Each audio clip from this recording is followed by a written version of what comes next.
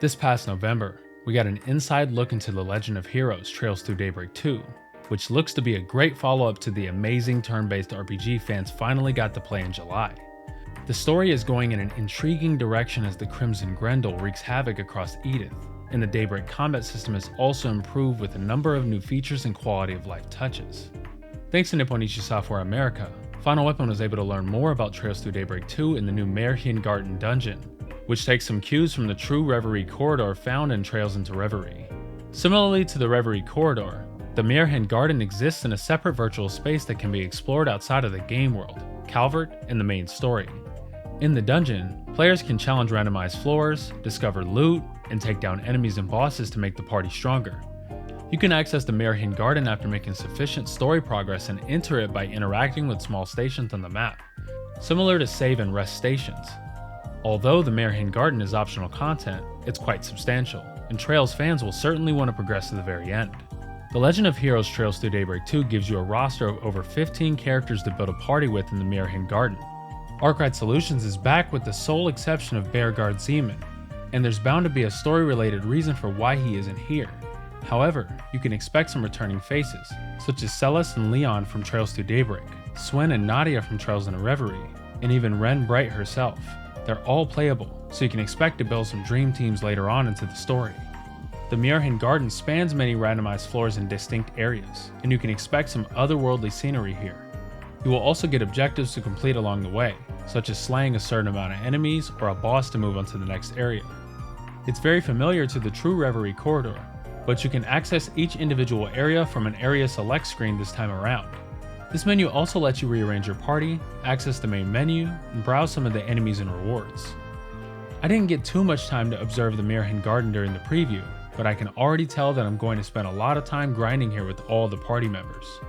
Much like the True Reverie corridor, the Miran Garden will be a time sink, but it's a welcome one that will be rewarding. In fact, there's post-game floors, story content, and 2 more playable characters after clearing the main story, so there are major incentives to come back and keep playing. Trails Through Daybreak 2 introduces some new features that allow you to make the party much stronger. Firstly, you can use shard tokens earned by exploring Calvert and Miran Garden on Mystic Cubes, which are analyzed by Mare to award you with new and better equipment, new costumes, helpful items, and other useful materials. There are also items that can be used to upgrade crafts and S-crafts in the Craft Enhance menu. The upgrades will improve the craft power, stun values, and other parameters. The amount of time needed before a character can act again after using a craft can also be reduced, making it more optimal. Strengthening your crafts can also provide stat buffs, such as better accuracy and higher max HP. You gain access to more upgrades as you level characters to levels 25 and 50, so there's plenty of craft enhancements to be made going into the endgame, considering there's so many playable characters this time. Besides the Miran Garden, Trails Through Daybreak 2 has several minigames, including some that were missing from Trails Through Daybreak. Fishing is finally back and it's the most refined it's ever been. You can still visit certain fishing spots to catch fish you need for your records, but they appear much more in abundance at each spot. You can also track the probability of catching a fish with specific bait, including those you haven't caught and logged yet. The fishing minigame mechanics are slightly different as well, requiring you to move the rod in a specific direction and press the reel button at the right time until that catch is yours. What's more, there's a new hacking minigame where you guide Mare through a virtual maze while opening doors, inputting codes via button prompts, and avoiding obstacles. In the preview, we saw this minigame play out in an optional trial for Marduk support, but I definitely expect hacking to show up in the main story. Card games are back in the form of 7 Hearts, which is basically the Trails version of Uno using elemental cards.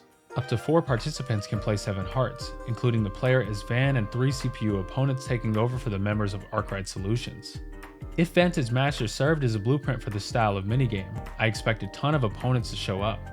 Trails Through Daybreak 2 also has a one-on-one basketball minigame and a balloon collecting minigame featuring Quatre's trusted companion, Fio. It's safe to say that this game is going to have a lot of side content to enjoy, and that should excite Trails fans that enjoyed the variety of minigames that Trails into Reverie brought.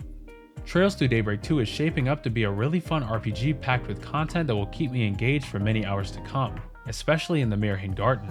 Going off the beaten path, completing side quests, and seeing all that there is to see in Trails games can be very rewarding, and I expect the same in Trails Through Daybreak 2. I also appreciate the new features, including craft enhancements, as it's going to make an already great combat system from Trails Through Daybreak even better.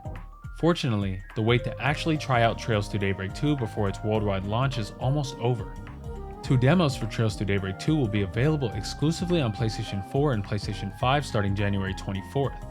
The story demo features the start of the game to the beginning of Chapter 1, with save data carrying over to the full game. The second demo focuses on gameplay with 2 floors of the Miran Garden being available with 2 pre-selected parties. Save data from this demo doesn't carry over, but it should give us some valuable hands-on time with what this huge dungeon brings to the table.